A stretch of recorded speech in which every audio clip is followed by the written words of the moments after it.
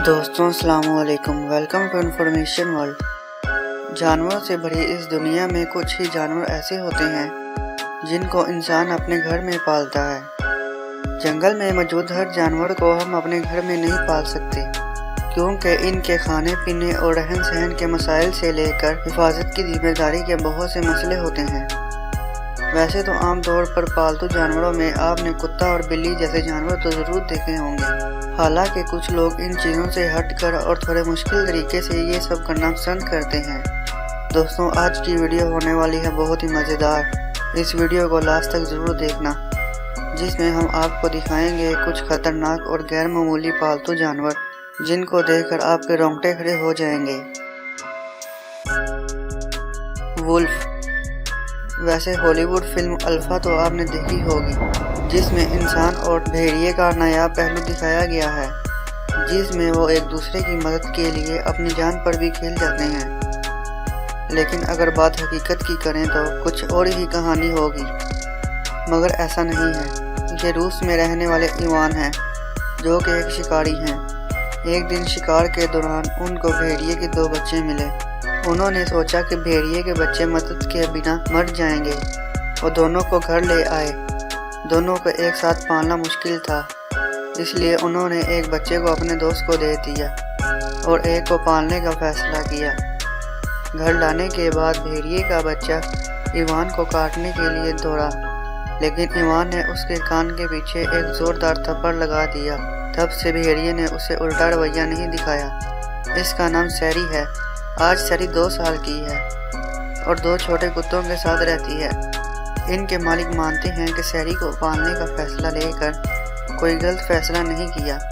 उन्होंने भेड़िए के लिए एक इंस्टाग्राम अकाउंट भी बना रखा है, जिस पर लगभग 2000 फॉलोअर हैं। हाइना। ये उन जानवरों में से एक है जो कभी भी फ्रेंडली होते ही नहीं। ये इतने निडर और बेपरवाह होते हैं कि शेर तक इनसे लड़ने की बजाय भागना पसंद करते हैं। लेकिन इन्हें पालतू बनाना और भी खतरनाक है। केविन रिचर्डसन ने इनके रवैये और फितरत से खुश होकर 15 साल से भी ज़्यादा वक्त हाइना और जंगली शेरों के साथ गुजारा था। कुछ मामूली खरोचों और चोटों के बावजूद इनके साथ मजबूत रिश्ता कायम करने में कामयाब रहे। इनके मुताबिक ये जानवर उस वक्त तक इंसान को कुछ नहीं कहते जब तक वो ये ना जान ले कि उनका मालिक कौन है।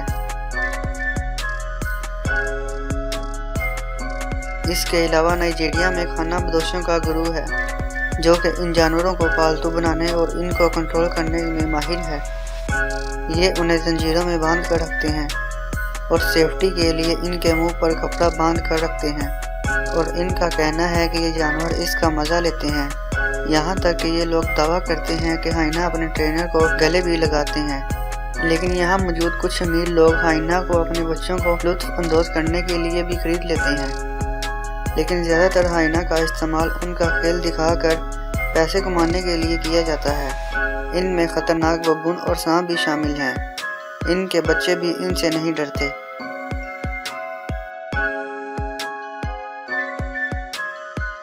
लायन।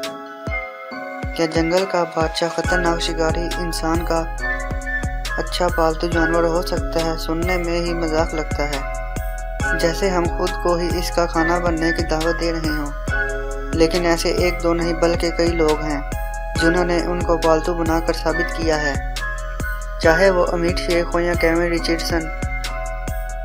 लेकिन आज हम आपको पाकिस्तान के शहर कराची में ले चलते हैं, जहां 2 करोड़ से भी ज़्यादा की आबादी है, जिसमें शेरों को पिंजरों और फार्म हाउस में रखा गया है।